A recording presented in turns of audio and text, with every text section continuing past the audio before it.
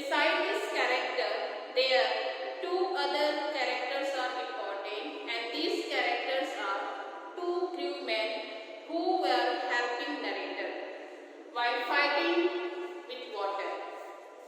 Now here you can see this story is about the extreme bravery and skills exhibited by Jordan Cook, his family, and two other crewmen. Here in this story, it tells about a voyage that is covered by Jordan Cook, and he wanted to double the round through voyage same as 200 earlier, that is done by James Cook. Okay? In this story, to fulfill his desire to do the voyage, he needed a ship, and with the help of others, he made a ship and ship named Wave Walker, that is 23 meter long and weight 30 ton. Okay? And also it is made of wooden hull. Now here in this story, the title itself tells the message that we are not afraid to die if we can all be together. Here this means that, suppose I am giving the example, suppose in a family if there is any difficulty or any problem arises, in such condition, if there is only one family member is to face that problem, definitely that family member has lots of problem. Maybe he will not able to face that problem. But if whole family members put together to face that problem, definitely that problem will be solved out. In the same condition, this is the courageous story about the family.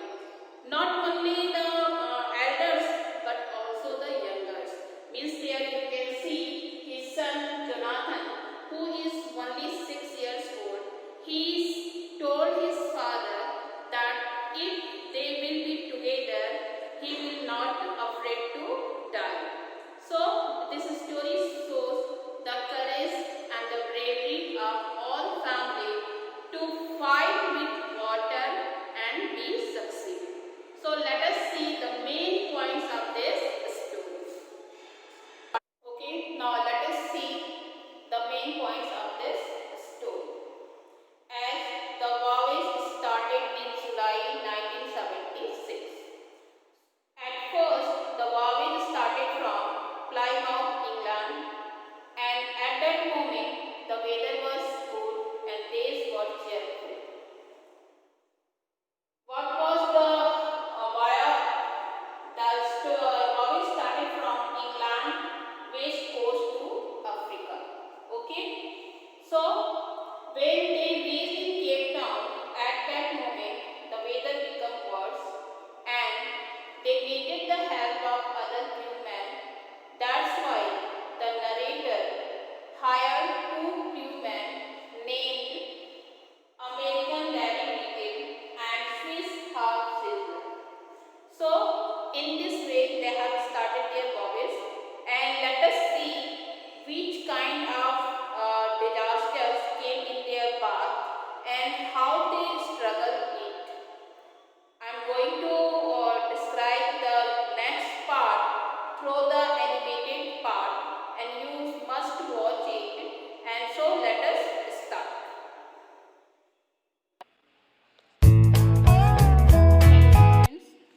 In this video we are going to read the second chapter of class 11th. We are not afraid to die if we all can be together. Here in this story, let us discuss about the main characters. Arthur, 37-year-old businessman, his wife Mary, his son Jonathan, and Susan, his daughter, who is only 6 years old. The author decided to duplicate the round world voyage which is made 200 years earlier by Captain James Cook. He also wanted to have this voyage with his family. They started this voyage in 23-meter 30-ton wooden hull boat named Wave Walker. The name of boat is Wave Walker. The first part of their planned 3-year, 1,05,000 kilometers journey passed pleasantly. The journey was very pleasant at start. They sailed down the west coast of Africa to Cape Town, and the journey was going very smoothly. At that time, they took the help of two crewmen, Larry Weigel, an American, and Herb Ziegler, a Swiss, to help them cross the rough situation. On their second day out of Cape Town, for the next few weeks, they blew continuously. Gales didn't worry them, but the size of the waves was alarming, up to 15 meters. The gales didn't worry the author, but the size was very alarming. The size of waves was very alarming. On December 25, they were 3,500 kilometers east of Cape Town. Though the weather was very bad, they enjoyed Christmas and New Year's Day. Then after, the weather changed for the worse. On January 2nd, there were mild waves, which is very dangerous. They were alarming, they were increasing the size. They slowed down the boat by dropping the small sail and fastened mooring rope in a loop across the hind part of the boat. Now their speed is slow so that they can cross the disastrous situation. Then they attached lifelines, put on water clothes and life jacket, and waited for the storm. They have these all things for their self-safety. The first indication of impending disaster came at about 6 p.m. With an ominous silence, the wind dropped and the sky immediately grew dark. With horror, he realized that it was not a cloud but a wave like no other he had ever seen. It appeared perfectly vertically and almost twice the height of the other waves, with the frightful breaking crest. What happened? The first indication of impending disaster came at about 6 p.m. This was the first alarm. This was the first time. But you know, whenever the disaster came, it came with an ominous silence. The wind dropped. The sky immediately grew dark with a horror. And the author realized that it was not a cloud but a wave. It appeared perfectly vertical and almost twice. You can see here in the picture. Okay. Now after that, the roar increased to the thunder as the stern moved up the face of the wave, and for a moment he thought we might ride over it, but then a tremendous explosion shook the deck. A torrent of green and white water broke over the ship. His head smashed. You can see here how the water come across the boat and his head smashed.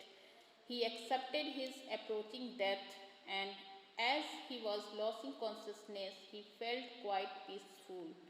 He was in a peaceful condition because he became unconscious. He accepted his approaching death. Unexpectedly, his head popped out of water a few meters away. Subsequent waves tossed him around the deck like a rag doll, and his left ribs cracked, his mouth filled with blood and broken teeth. Somehow, the author found the wheel, lined up the stern for the next wave, and hung on. Then, see the condition of author. Water, water everywhere. He could feel that the ship had water below, but dared not to abandon the wheel. You can see here the ship is surrounded by the water, water, water everywhere. And then suddenly his wife Mary opened the door in the deck and shouted that they were sinking as the decks were broken. Now the condition became worse. The decks were started breaking. Then the narrator asked her to take the wheel. Then he moved quickly to the door to see the outer condition. Larry and Hub, two crewmen, were pumping water out of the ship. The wooden beams had broken. Means by the time the condition became very worse, the whole starboard side had bugged inwards. Clothes, crockery, charts, tins, and toys moved around noisily in the boat here and there. He crawled into the children's room cabin. Sue had got a big bump on her head, and he had no time to attend to her. The writer had no time to look after her daughter. He found a hammer, screw, and canvas and started repair work. He managed to stretch canvas and secure waterproof hatch over the sea. Then the hand pumps started to block up with the debris. The electric pump had a short circuit. Water level rose up dangerously. Then he remembered he had another electric pump under the chart room floor. He connected it to an out pipe and he worked. The pipe worked. They were getting no replies to their midday calls, which was not surprising in this remote corner of the world. Means they were so in a corner, they have reached in that condition, they were unable to connect to anyone. His daughter's head had swollen alarmingly. She had two enormous black eyes and deep cut on her arms. On the morning of January 3, the pumps had reduced the amount of water on board. Each of them took rest for 2 hours, turn by turn. Now, for a little moment, they are getting time to rest, and they had survived for 15 hours since the wave hit the wave walker. Since the wave hit the wave walker, they have time 15 hours only to rest. But the wave walker was not strong enough to take them to Australia. They were unable to reach in that boat. He checked the charts and found two small islands a few hundred kilometers to the east. Their destination was not too far. Now they thought there is little bit hope to reach the nearest island, and they hoped to reach Les Amsterdam, a French. Then what happened? Means on January 4, after 36 hours of continuous pumping, they reached the last few centimeters of water. Now they had to keep pace with the water still coming in. His wife found some corned beef and cracker biscuits. They ate their first meal in almost 2 days. Their relief was short-lived. At 4 p.m., black clouds began building up. Within an hour, the wind was back to 40 knots. The seas were getting higher. Now you can see these all things happen on January 4 at 4 p.m. On January 4, after 36 hours of continuous pumping, they reached the last few centimeters of water. Now have this all things is described throughout the night on January 5. The description is given on January 5. Throughout the night, the weather became worse by dawn on January 5. Their situation extremely very bad. He went in to comfort the children. John asked if they were going to die. He tried to assure him that they could make it. He could make it. At that moment he thought himself. But then John said, "We are not afraid of dying if we can all be together. You and Mummy, Sue and I could find no words to respond that little boy. He decided to heave to with the undamaged boat, hull facing the oncoming waves, using an improvised sea anchor of heavy nylon rope and two 20-liter plastic barrels of paraffin. That evening, Mary and he sat together holding hands as the motion of the ship brought more and more water in through the broken planks. We both, means the writer and Mary, both felt the end was very nearer. Now they knew it. Their life is going to end with all family because the end was very nearer. They became upset, they became worried, and they were thinking about their family, about their children at that moment. The moment was means here they were speechless, they couldn't say anything, but Web Walker rode out the storm, and by the morning of January 6th, with the wind easing, I walked on wind speeds, changes of course, drift and current in an effort to calculate our position. Now, what happened on January 6th? The best he could determine was that somewhere in 1,50,000 kilometers of ocean looking for a 65 kilometers. She gave me a card she had made. On the front she had drawn caricature of Mary and me with the words, "Here are some funny people. Did they make you laugh?" I laughed a lot as well. Inside was a message, "Oh, how I love you both." So this card is to say thank you and let us hope for the best. Somehow we had to make it.